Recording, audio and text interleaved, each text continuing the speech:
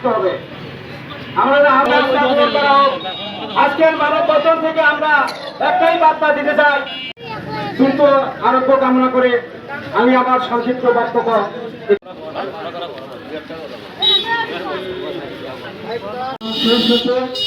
আজকের মানববন্ধন এই শীতের বাজারে সমস্ত ব্যবসায়ী শান্তমূলক শাস্তির ব্যবস্থা করছি এবং